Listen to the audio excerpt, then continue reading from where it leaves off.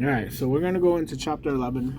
We'll probably do this 2 or 3 times because I know there's a lot of questions in this chapter, and there's no guarantee I'm gonna get all of these questions right, because there are a lot of questions, and it's just a very meaty or lengthy, very wordy chapter.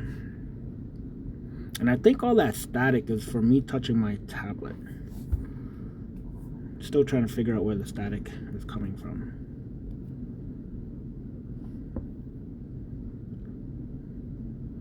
But between these 4 videos, you're going to see most of the questions that are at the end of the chapter. Questions.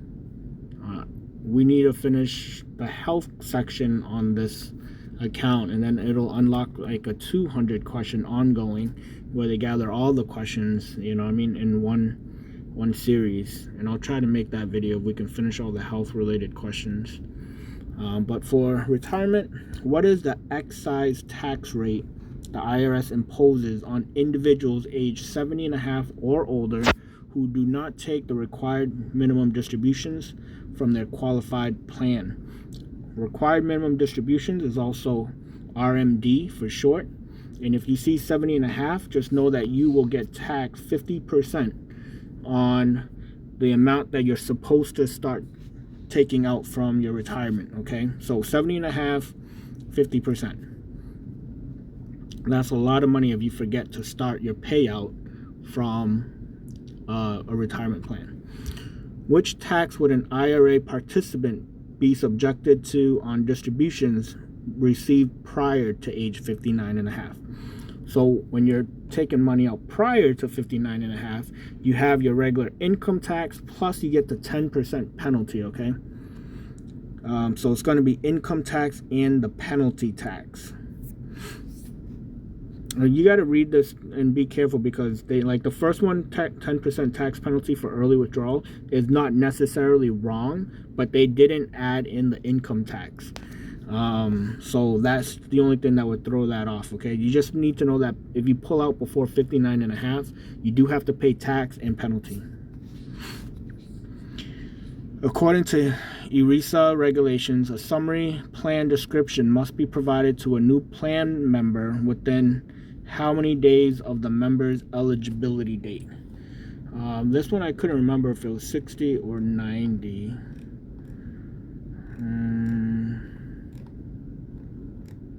I'm going to go with 90, 3 months. So the summary plan description must be provided to a new plan member within 90 days of the member's eligibility date. All right, this is going to be the same question. They have this same question in 2 different forms, okay? So ERISA requires that a summary plan description must be provided to a new plan member within how many days following their eligibility date? 90 days. An employee welfare plan exempt from ERISA regulations would be church plans, okay? Not split dollar, not accident only, not indemnity. It's going to be church plans. Church plans, this is the only answer where church plans comes in. And that's how I remember it. Which of these statements about traditional individual retirement accounts is accurate? So which one of these statements is accurate? 10% penalty is applied to withdrawals after age 59 and a half. That is not true. It's only before 59 and a half, so A is not it. Withdrawals are normally tax-free, which is absolutely not true, so it's not B. 10% penalty is applied to withdrawals prior to age 59 and a half. That is most likely the answer. And contributions are not tax deductible, which is not true. So contributions, what you put in, is tax deferred.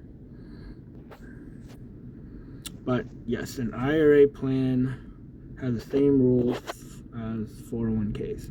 Who is normally considered to be the owner of a 403b tax shelter? I believe it's going to be I don't know, I want to say it's the participating, but then part of me also says it's the 403b custodian. It's not going to be the employer. It's not going to be the institution. Yes, it's the participating employee. An employee requested that the balance of her 401k account be sent directly to her in one lump sum. So she's taken out all of her 401k to herself. Upon receiving the distribution, she immediately had the funds rolled over into an IRA. What is the tax consequence of the distribution sent to this employee? So instead of rolling it over from one directly into another, she takes the money directly to herself, but then she immediately puts it into another retirement plan. Okay? Distribution is subject to capital gains tax. Distribution is subject to a tax penalty. Distribution is subject to ordinary income tax. Distribution is subject to federal income tax withholding. Because she's rolling it directly into another plan, she's not paying capital gains, she doesn't have a tax penalty, and she does not have to pay ordinary income tax on this, okay? It's going to be the last one. Distribution is subject to federal income tax withholding. They're holding on to that 20% tax, but after it clears, it's going to be put back into it. To read it out, a participant must complete a rollover to another qualified plan within 60 days, or the distribution is considered a non-qualified distribution and is subject to taxes and penalties. Basically, if you hold on to that money for longer than 60 days, it will be considered, income tax, and you will get taxed on it. A plan sponsor must withhold 20% of the distribution for federal taxes on a rollover. Once the rollover takes place to the new custodian, the remainder of the distribution is released. All right, next question. Contributions made by an employee to a qualified retirement plan are required to be non-forfeitable, subject to income taxes, fully refundable, subject to a vesting schedule. It's going to be subject to a vesting schedule. You got to keep it in there for a period of time. Let me see. Let me reread this. Non-forfeiture, subject to income taxes, fully refundable. An employee's contribution must be subject to the vesting schedule. First-time home buyers are able to withdraw up to how much from their qualified IRAs without incurring the 10% early withdrawal penalties. If you're using it for first-time home buyers, you can pull out $10,000 without having to worry about the penalty. The time limit an individual has to roll over funds from an IRA or a qualified plan. This came up on the other question. It is 60 days. Which of these is a true statement regarding survivor benefits under a qualified retirement plan? Regarding survivor benefits. Survivor benefits do not apply to divorced employees. Survivor benefits can only be waived with the written consent of a married employee's spouse. Survivor benefits cannot be waived with the written consent of a married employee's spouse. Survivor benefits are rarely included in small company plans.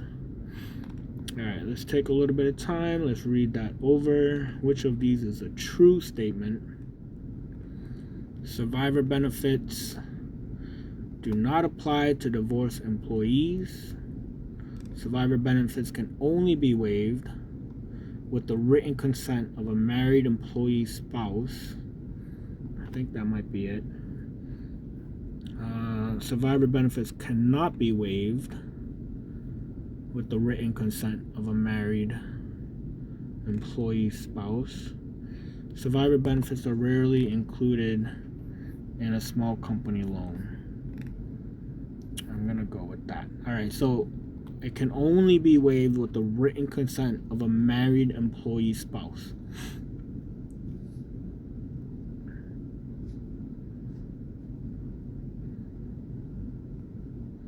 Which of the following is true about a qualified retirement plan that is top heavy? Top heavy, I believe, has to do with their upper management. So let me see. More than 60% of plan assets are in key employee accounts. More than 40% of annual additions are for key employee accounts. More than 50% of plan assets are in key employee accounts. More than 30% of plan assets are in, I'm going to go with more than 60%. Okay, it's more than 60%. Okay, just top heavy, and it's mostly for their key employees. A qualified profit sharing plan is designed to distribute a portion of company earnings to its employees. Qualified profit sharing allow key employees to participate in the profits of the company, allow employees to elect company officers, keep key employee from leaving the company. Distribute a portion of company earnings to its employees. If there's a profit sharing plan, then those who are eligible would be able to receive some of it. Yep, so it's going to be distribute a portion of company earnings to its employees. An individual working part-time has a gross income of $5,000 for the year. So that's all they made. They made $5,000 for the year. If this individual has an IRA, what is the maximum deductible IRA contribution allowed? How much can they put in, pretty much? What is the maximum that they can put in? If they made $5,000 for the year, then they can put in all $5,000.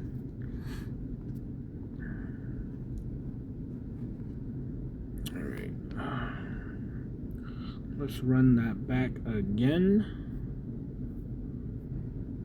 And let's see if we get any new questions. If not, then we'll stop here. What is the excise tax rate the IRS imposes? Again, 70.5. Just know that it's going to be 50% on any RMDs, okay? If you do not pull out by 70.5, just start it. You don't have to take all of it. You just need to start distribution. They're gonna tax you 50% and force you to take distributions. Which tax would an IRA participant be subjected to on distributions received prior to age 59.5? Okay, remember, if you're taking it out before 59.5, you got to pay the ordinary income tax with that penalty. Okay, so income tax and penalty. According to ERISA regulation, again, when you see this, summary plan description must be provided within 90 days to a member. And this is going to be 90 days again. They're following the same pattern. Again, when I said church plan, this is the only question. When you see church plan, it's usually that's the answer. An employee welfare plan exempt from ERISA regulations would be church plans. Which of these statements about traditional individual retirement accounts is accurate? Withdrawals are normally tax-free to the recipient. Not true. Contributions are not tax-deductible. Not true. They're tax-deferred. 10% penalties applied to withdrawals prior to age 59. After age 59. Yep, it's going to be the 10%. Who is normally considered to be the owner of a 403B? The participating employee. An employee requested that the balance of her 401k, she's taken all of the money, she has 60 days to move it into another qualified account. What is a tax fund? They're going to have a withholding. They're going to hold on to 20% until it clears, and then they'll put it back or release it into the account. Contribution made by an employee to a qualified retirement plan are required to be subject to a vesting schedule. First-time homebuyers are allowed to withdraw $10,000 from their qualified IRA without incurring the 10% withdrawal penalties. The time limit an individual has to roll over funds is going to be 60 days before it becomes taxable. Which of these is a true statement regarding survivor benefits under a qualified retirement plan? You need to have the written consent. Survivor benefits can only be waived with the written consent of a married employee's spouse. Which of the following is true about a qualified retirement plan that is top heavy, 60%? More than 60% is for key employees. A qualified profit sharing plan is designed to it's going to be to distribute a portion of company earnings to its employees. An individual working part-time has a gross income of $5,000. They're able to put all $5,000. There is an income limit for the year, and they're allowed up to that amount. Anything above that amount, they wouldn't be able to put in. But $5,000 is within that limit range. Okay, that actually wasn't that bad. But that should be all 12 chapters that you need for life. Okay, so within the 4 videos, we would have covered all of the end of the chapters. Once we unlock the end 200 questions, 150 questions, we'll do another video if we get to it. We still got to unlock all the health questions, so there's quite a lot down there.